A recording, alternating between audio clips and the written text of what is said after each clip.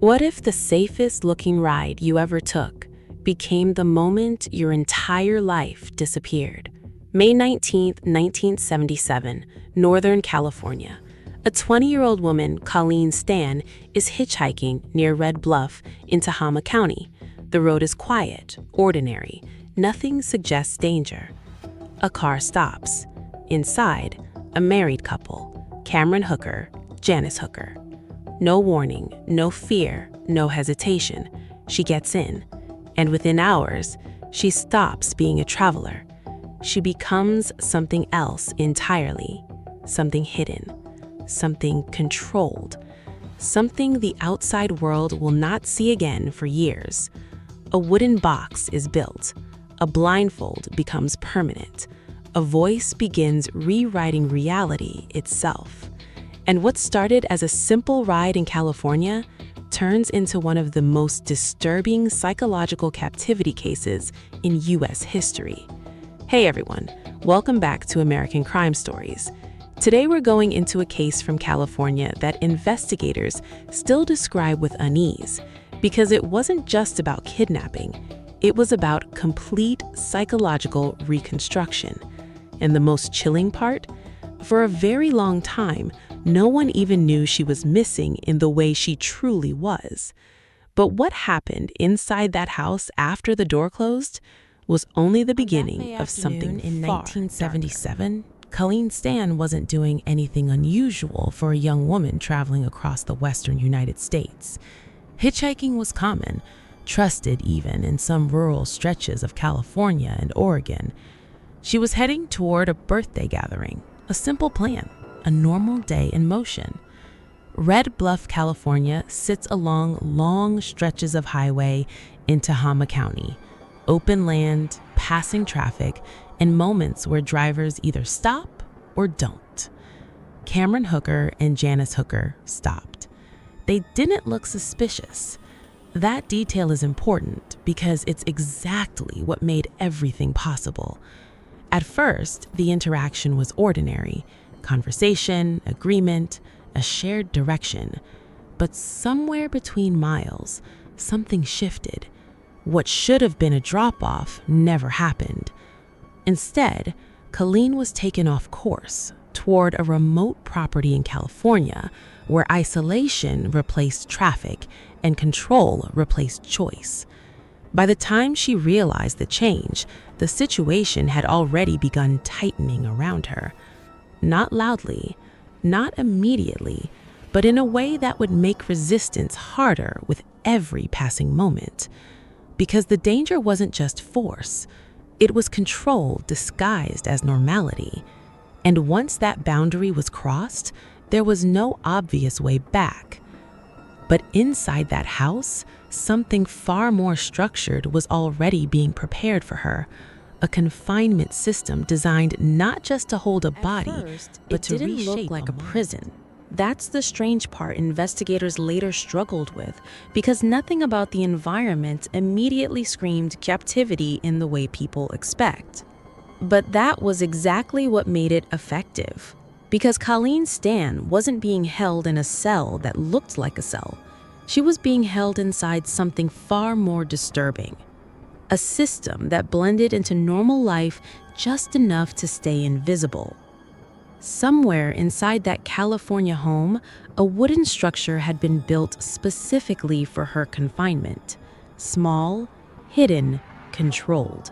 It wasn't just placed in a room, it was integrated into the house itself, at times described as being positioned under a bed or concealed in a way that kept it out of sight from anyone who might walk in casually.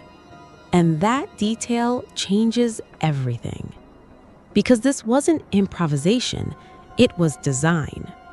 But here's where the situation becomes even harder to comprehend. Colleen wasn't simply locked inside that space. She was systematically removed from her ability to understand where she was. Every time she was moved, she was blindfolded, not occasionally, repeatedly, consistently, which meant something critical was being taken from her that most people don't think about in cases like this. A mental map of reality. Think about that for a moment.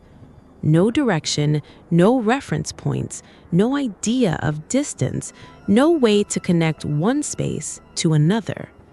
And when that happens over time, the world outside doesn't just feel far away. It starts to feel unreal. But the control didn't stop at physical blindness. Because what investigators later described as even more powerful than confinement was the narrative being built around it. Cameron Hooker didn't just restrain her body, he began reshaping what she believed was happening.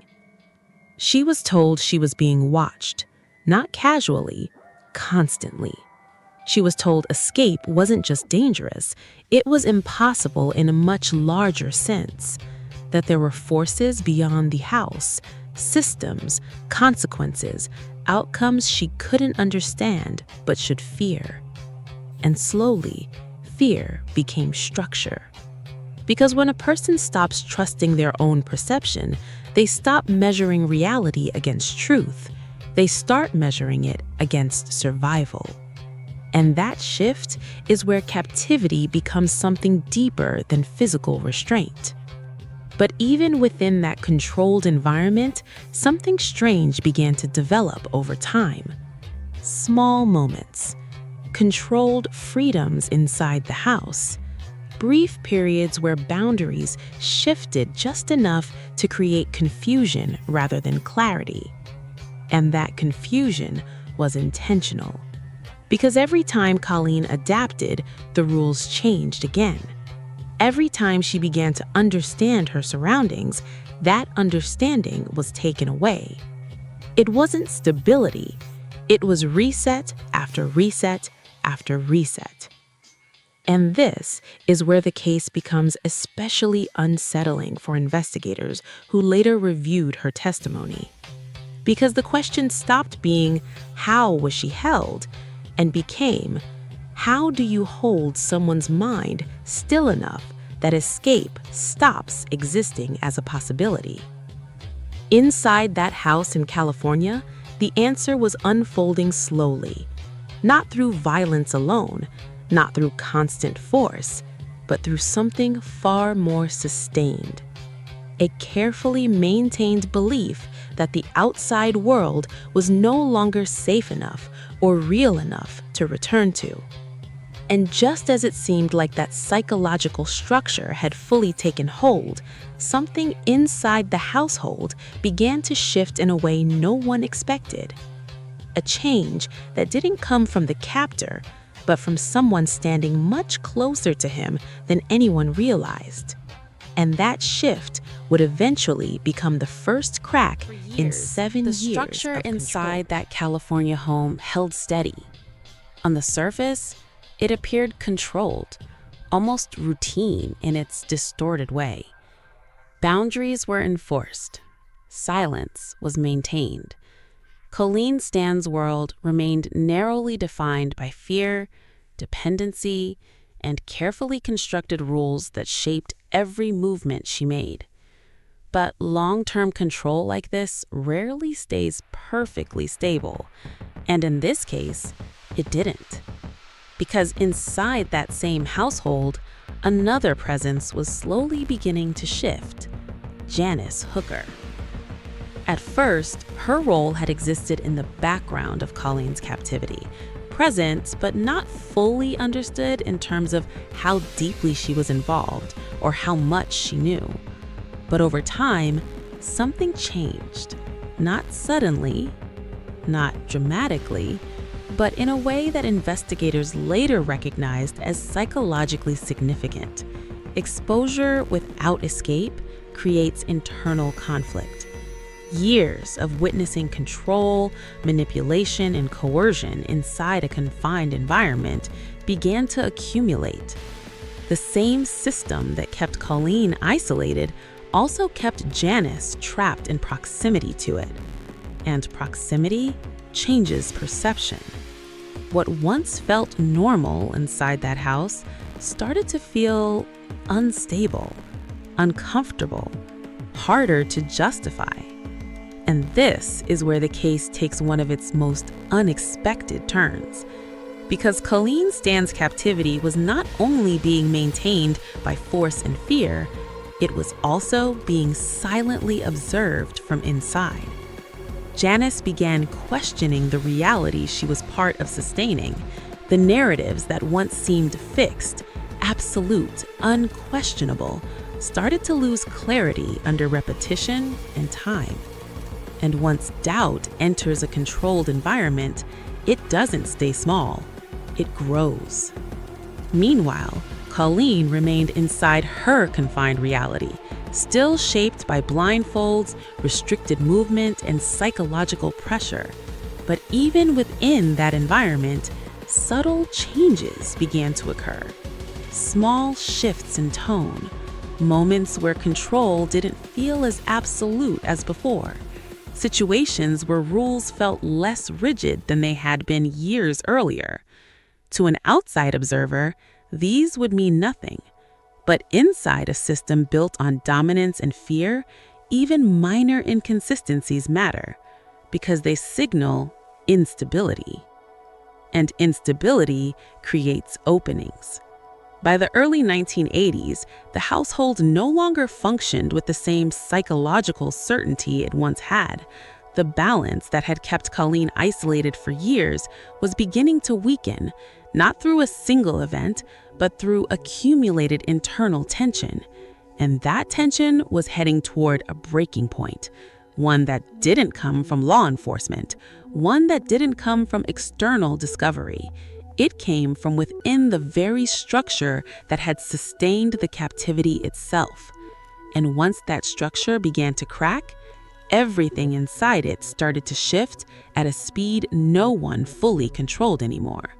But what triggered that final turning point in 1984 was something even more inside the Hooker household had changed in a way that couldn't be reversed. Not loudly, not with confrontation, but through a growing internal collapse of certainty.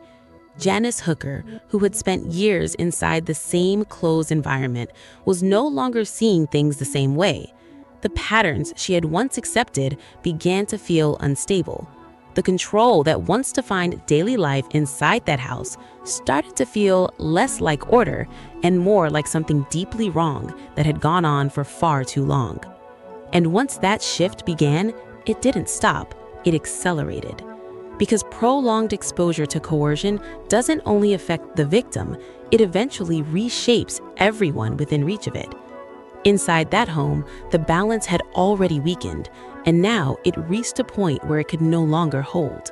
For Colleen Stan, life was still defined by restriction, fear, and limited autonomy, but something subtle was changing in the background. The environment no longer felt completely locked in the same way it had been for years. Control was still present, but it was no longer absolute. And in cases like this, that difference is everything.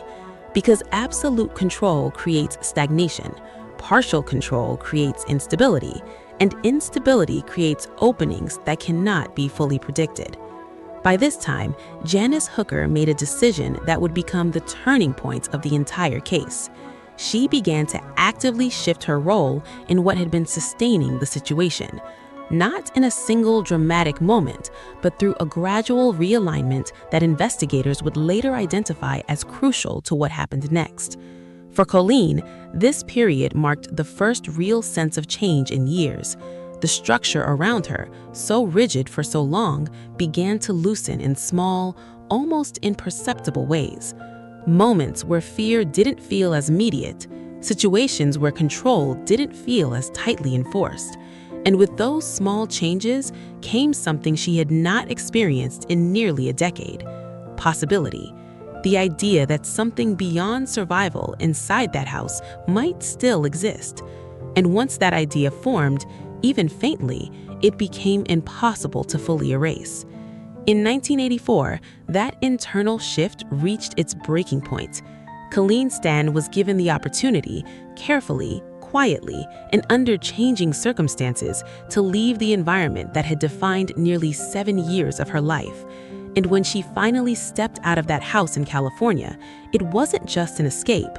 It was the end of a system that had rewritten her entire reality.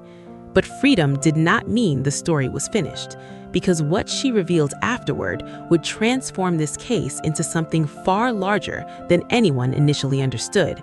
And investigators were about to hear the full truth for the first time. Subscribe to American Crime Stories for more true crime investigations and untold cases from across the United States.